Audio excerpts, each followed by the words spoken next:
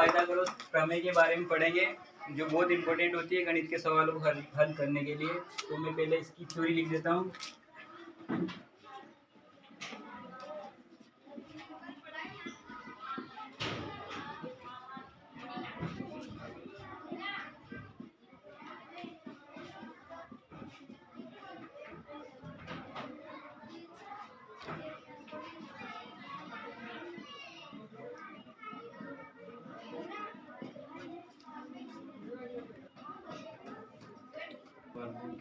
Cutting कर दीजिए।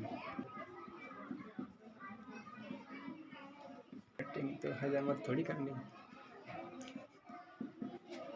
तो पाइथागोरस प्रमेय की थ्योरी ये कहती है कि किसी समकोण त्रिभुज में कर्ण का वर्ग अन्य दो भुजाओं के वर्गों के योग के बराबर होता है। इसको हम डिटेल में एक्सप्लेन करेंगे अभी, रुको। तो सबसे पहले हम डायग्राम बना लेते हैं। समकोण त्रिभुज उसे कहते हैं जो दो भुजाओं के बीच में 90 डिग्री कोण बनता है। तो यहाँ दो भुजा आपस में मिल रही थी, यहाँ 90 डिग्री कोण बनेगी। हम इस बिंदु को ए ले लेते हैं, इसको बी, इसको सी। इसमें एक लंब होता है, एक आधार होता है, एक कर्ण होता है। तो आधार उसे बोलते हैं जिस पर ये त्रिभुज बना हुआ है, तो हम इसको बोलेंगे आधार। इसको बोलते हैं लंब और ये होता है कर्ण। इन तीनों भुजाओं के आधार पर एक पाइथागोरस प्रमेय बनाई गई है। एक पाइथागोरस नाम का वैज्ञानिक था, उसी ने प्रमेय दी थी।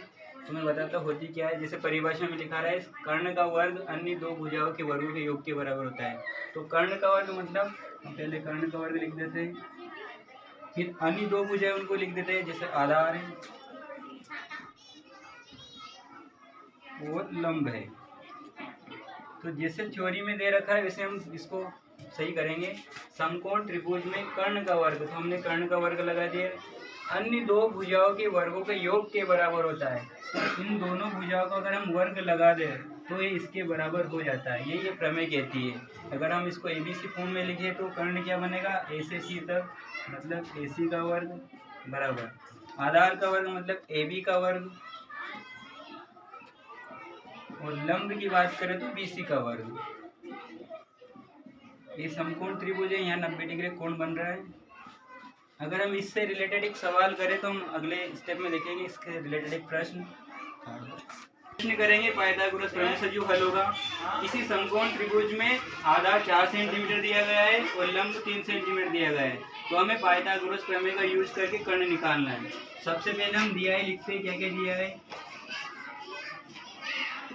हमें आधार दिया है, फोर्थ में लिख रहा हूँ मैं, 4 सेंटीमीटर, और लंब दिया है हमें 3 सेंटीमीटर। ज्ञात करना में कर्ण।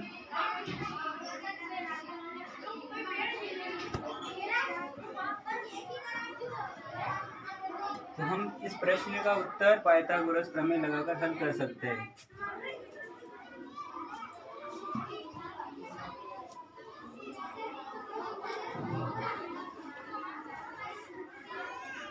तो पाइथागोरस प्रमेय से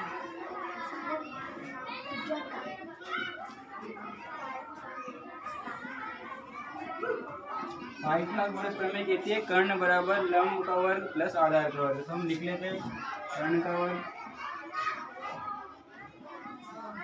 तो बस ये सूत्र लिखने के बाद सिर्फ हमें मान पुट करने और हमें कर्ण मिल जाएगा। हमें कर्ण ज्ञात करना है, तो कर्ण चलते रहेगा।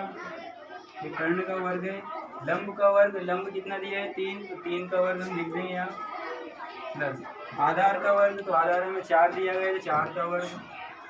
इसको हम अगली स्टेप में हल करेंगे। 3 का वर्ग 9 होता है, प्लस 4 का स्क्वायर 16 होता है। 9 में 16 जोड़ेंगे तो 25 आएगा। इधर कर्ण का वर्ग चल रहा है साथ में। अब दोनों तरफ वर्गमूल लेते हैं ताकि हमें सिर्फ कर्ण मिल जाए।